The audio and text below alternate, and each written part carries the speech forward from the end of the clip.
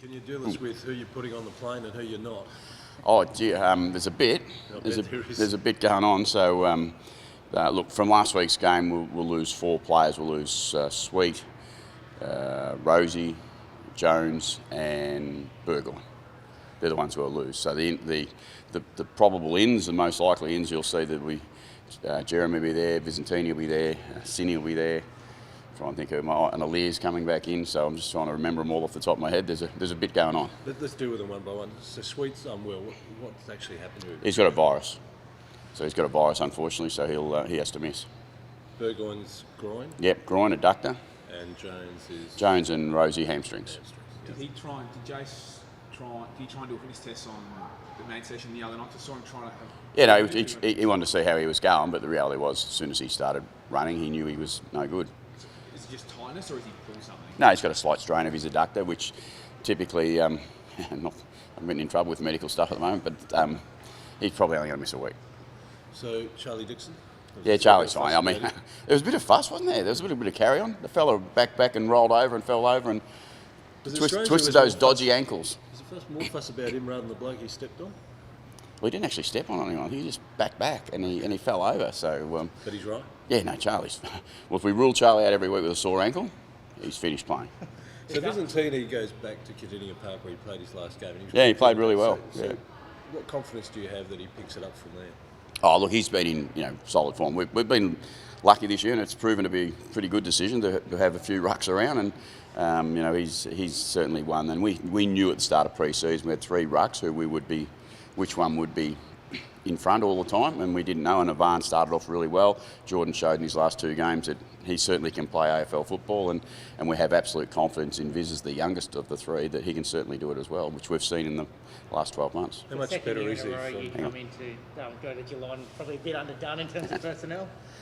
Oh yeah, well, a lot more last year. I remember last year's game we went down there. We from the time we selected the side to the time we took the field, we took 8 out, which was a remarkable number. So, but we performed really well down there. In fact, we probably some ways felt like we were a little unlucky down there. So, but we know the challenge of beating Geelong at Geelong and what it's been like for us particularly, but for every club down there, it's probably the biggest task still in footy nearly. Why has it been so hard for, under you to be able to win down there? It's not just under me. I think it's under most clubs. And look, we'd be foolish not to acknowledge the talent of the team that we come up against down there. They've been, if they haven't, I'm sure they've been the best ranked team since about 2005 or 6 through the competition as far as evenness would go, and performing at a very, very high level. So, and most importantly, they've been a great team. How do you plan to approach that this week at the stadium?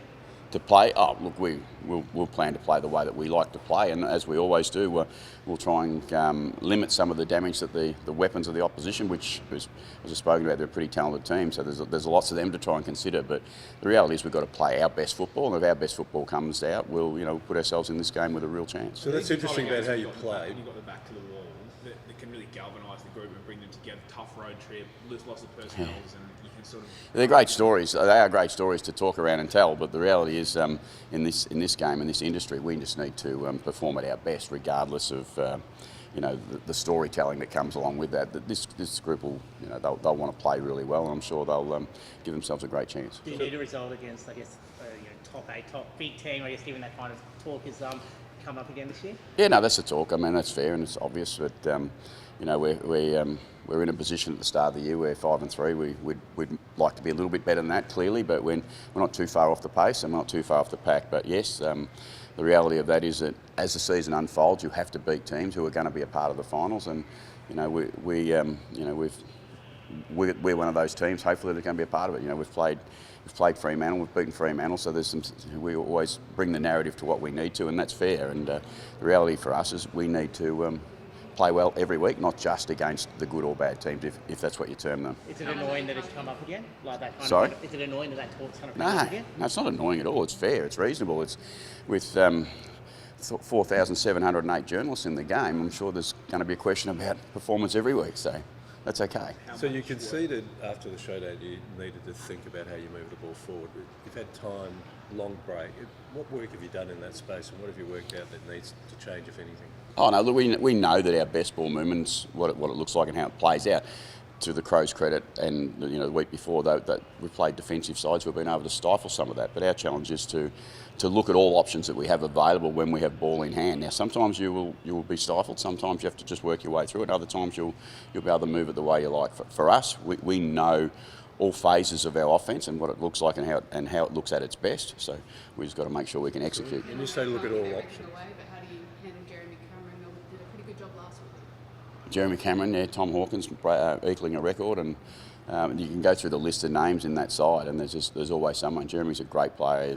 We love the way they play, except when we have to play against them. So, they're all a challenge. That forward line collectively, with their 6 or 7 players that they have, it'll be interesting to see how they select, because we don't know. They have been rotating a few players through different spots and through the games at different times. So we'll be interested to see what their side's selected as. Will you send someone to Hawkins or Cameron? Yeah, they'll definitely have defenders on them.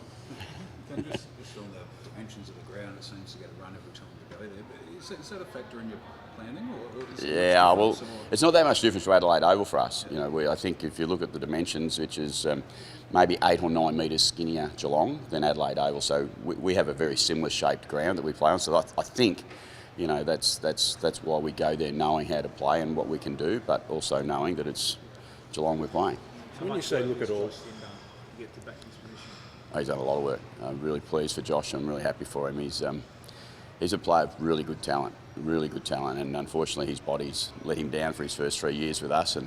But he's worked really hard to get in great shape, and you've only got to look at him now. You can see, and you watch him play sample football.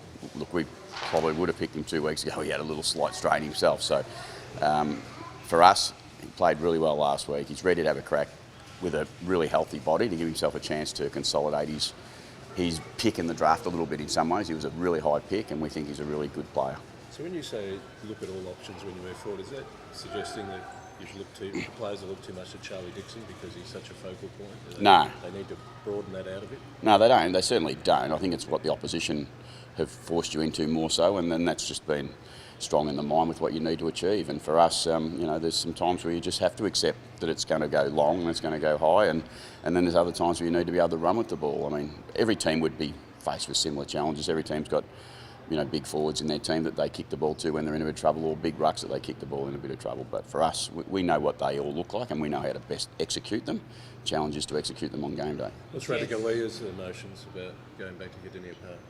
I think he's excited. He's got a lot of great friends down there, and they're got a lot of respect for the Geelong Football Club, having played there for a good period of time, and they gave him his chance. They drafted him. I'm sure he'd be a little bit nervous around going back to Geelong to play football, but the reality is we've had 2 or 3 boys do that this year already, and we'll support him really strongly. He now knows that he's a Port Adelaide player and that he's there to do a job for us this week. It'll be maybe different. If we had had him in our team last year, we might have won down there because he took 5 intercept marks that night. I remember it. So considering the work he's done in training at Geelong, has he nominated which one of the big boys he wants to get in attack?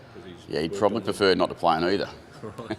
He's had some experience in training. Yeah, he's seen him, so he's seen him up close. Yeah, he's got an idea who he'd probably best suits. If you ask me to tell you, I'm not going to tell you. So. Fair enough. In terms of Connor, and this might be a long question, so bear with me for a second, but you own the mistake, and Yep. we all make mistakes. In terms of, as a leader of a football club, when you have to own up to that, how do you reflect on that, and how do you approach it? Do you go and talk to a mentor? Do you talk to your other coaches about it, or is it something, because we all kick ourselves when we make mistakes, how do you, as someone as seasoned professional, handle that? Yeah, I think what you're saying there is, do you learn from it? And yes, 100% you do. You learn from it, and you understand, how the mistake came about and what you did. The mistake was done with every part of us was about a good intention to make sure that Connor could play the game and play the game well. Reality was that didn't happen, so we have to look back and learn. And as a collective, we've done that, and we'll do that and continue to do that. Have you had to speak to a board or football committee about it? The reasonings and decisions behind it? I speak to them all the time about everything. I've got Chris Davies as the football manager. He's involved with all our decision making, so he knows exactly what goes on. Also, this last week it was the first week you didn't have Pep, given that he's out for the rest of the season. How do you kind of make up for his pressure that you're lacking now that he's not? Well, I think I said last week before going into the game, you don't make up for Pep.